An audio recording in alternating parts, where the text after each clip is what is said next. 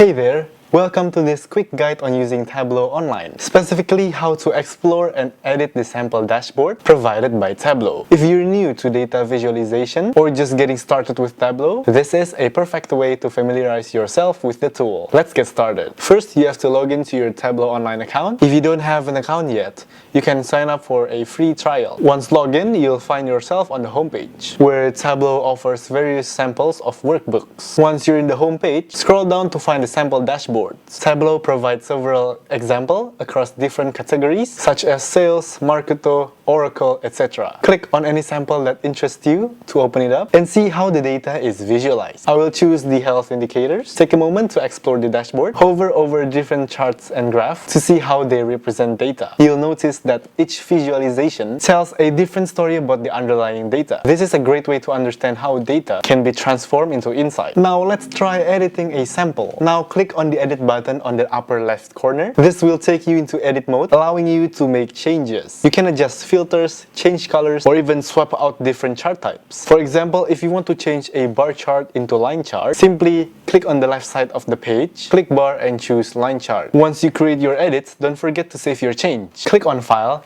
and then click Publish As to create a new version of the workbook. This way, you can keep the original sample intact while saving your customized version. If you want to share your edited dashboard with others, click on the Share button on the upper right of the page. You can copy a link or invite others to view it directly in Tableau Online. And that's it. You've learned how to explore and edit sample dashboard in Tableau Online. This is a fantastic way to practice your data visualization skills without needing your own datasets. If you are interested to learn more about big data, explore our very big data courses at our website.